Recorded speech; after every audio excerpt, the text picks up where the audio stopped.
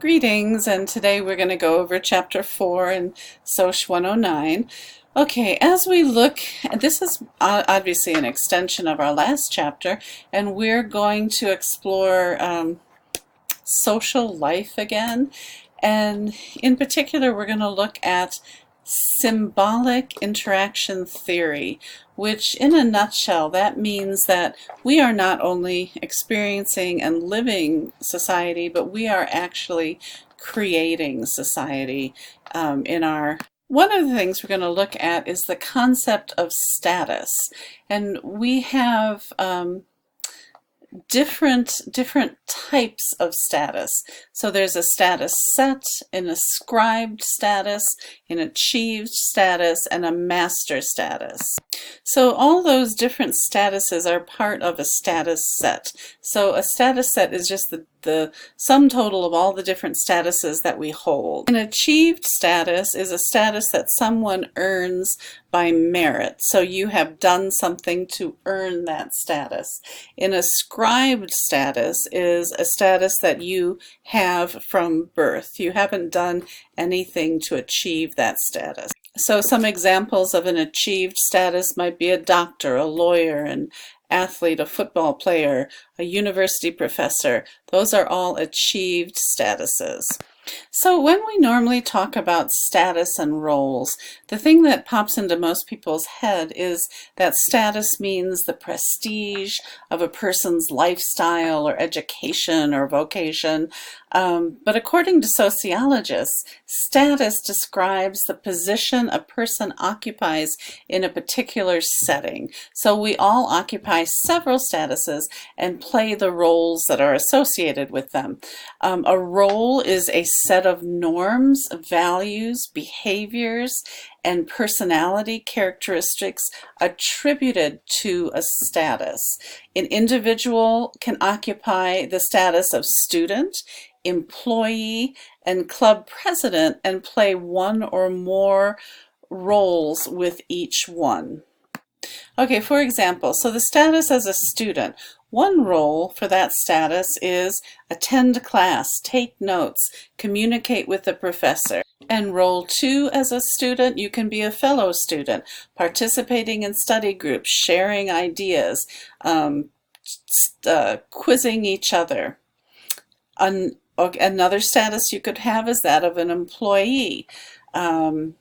You could perhaps work in a warehouse, unloading boxes, labeling products, restocking shelves. So that's another status that you have along with your status as a student. You could also have the status of customer service. That's a different role. Answering questions, solving problems, researching information. And then you can also have the status all within the same person of, say, you're a president of a club. You might have to have administrative duties, running club meetings, delegating tasks to club members. And then another role within that, you could have a role of in the public, distributing flyers, answering questions, planning community volunteer activities. So those are all examples of statuses and then roles within those statuses that an individual may hold. So for example, at any given time, that individual we were talking about, they can occupy multiple statuses. So they could be an athlete, they could be a date, a confidant, or any number of other statuses depending on the setting. With each change of status, the individual plays different roles. So that's really what the concept that I'm trying to get across here is every one of us have multiple statuses and multiple roles that we play. And generally when people think about this, they don't think of it as discrete roles. They just think of it as living, as being who you are. But a sociologist looks at this as distinct and discrete roles and statuses. Now, what is expected in each status is really defined by society. Society defines, whether we realize it or not, what is considered appropriate behavior for different statuses. For example, every society has the mother status. Every society has its own ideas of what a mother's role is. Some societies consider it inappropriate for a mother to assume the role of authority in the family. Other societies ascribe a lot of power to the status of mother. In some societies, students are expected to be completely obedient to the instructor, and in other societies, that is not the case. The expectation is that students will be questioning and engaged, and there'll be more of a give and take. In American society, in our society, the student role involves asking the teacher questions and even at times challenging the teacher's statements. This can be really difficult for families or students that are coming from other cultures that don't interact with teachers in this way. It can be very challenging because it's something completely different, and it's not something that we in this culture necessarily think we have to explicitly teach, but it would do us and everyone a good service if we remembered that people coming from different cultures don't automatically have the same understanding of the expectations. And sometimes those expectations do need to be explicitly taught. We experience role conflict when we have competing demands for two or more roles within a status. The more statuses we have and the more roles we take on, the more likely we are to experience role conflict. And what that basically is saying is the more we are multitasking, the more likely it is going to be that we might run into some problems with that. So if you think of someone coming from what we would call a non-industrialized society, they would generally have very few statuses. They might have the status of a spouse, a parent, maybe a villager, but they don't have multiple statuses. If you think of a typical middle-class American, say woman, she might have many different statuses and many different roles, and frequently those roles might result in role conflict. For example, she might be a mother, a wife, a neighbor, a PTA member, an employee, a boss, a student, town council president, any number of things all in her life at the same time. So because people in today's modern industrialized societies have so many roles, they are much more likely than people in non-industrialized societies to experience role conflict. And we know that because it's very common to talk about how much slower life is in other countries, and what someone is really saying is there are far less statuses and far less roles to come in conflict with each other. So an example of that role conflict could be you have a working father, very common, and in this country we are expected to be at work on time, but this dad is late because his child is sick. So he has a conflict, a role conflict between his status as a father and an employee.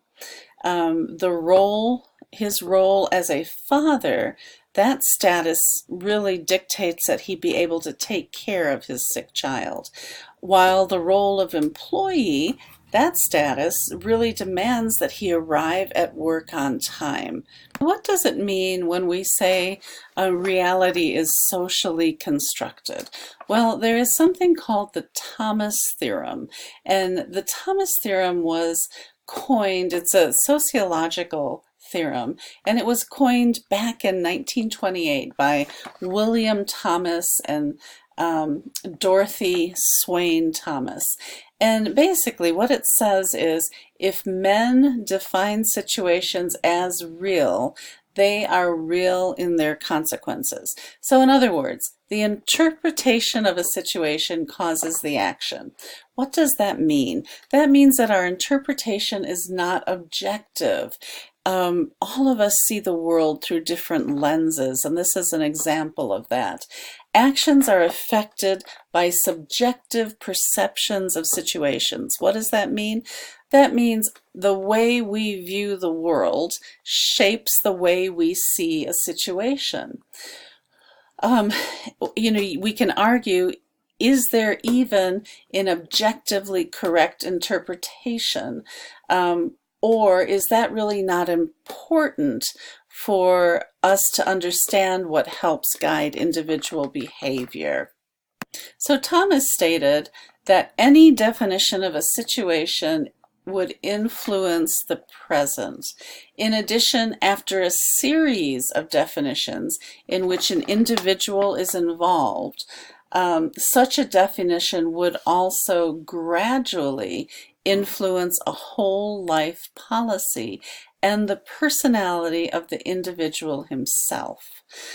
Consequently, Thomas stressed societal problems such as intimacy, family, or education are fundamental to the role of the situation when detecting a social world in which subjective impressions can be projected onto life and thereby become real to projectors. What in the world does that mean? Well, in a nutshell, the reality we construct, the way we see the world, is often built around our statuses and roles. And it's also guided by broader cultural patterns and other social statuses such as race, class, and gender. So, in other words, it's no wonder that we all see things differently, because the way we see things is so greatly influenced by our cultural lens and our view of the world. So we can also extend this to how we look at emotions. So emotions are part process. That means we socially construct feelings, but we know that emotions are also influenced by settings, participants, and social structure. So again, we might go through life thinking that our emotions are our own and they are pure and they are based upon our heart or whatever we want to think.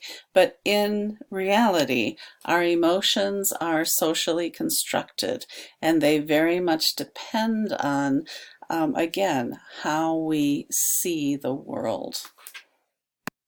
Humor is actually a process of creating opposing realities.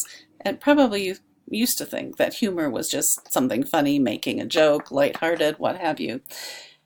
But we, through a sociological mindset or lens or view, we can see that there are actually structural elements of humor, such as the conventional and unconventional realities, as well as the dynamics of juxtaposing those realities.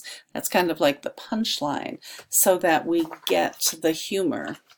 Now we're going to segue to another discussion, and that is the discussion on gender, and in particular we're going to look a little bit at gender inequality.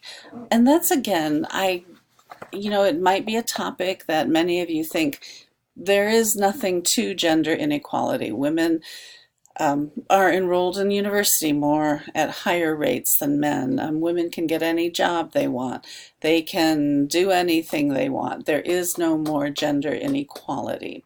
But honestly, if you look at the world, there still is a lot of gender stratification and gender inequality. And certainly this inequality shows up more glaringly in developing nations. Just like the fertility rate decreases the more mature an economy is and the more educated the populace is, same too with gender inequality, tends to become less and less as a nation becomes more and more prosperous, more and more educated, etc. Okay, so I am coming up to the end of my time here. I will do another recording on chapter 4 and we'll wrap it up and see where we are then. Thanks so much.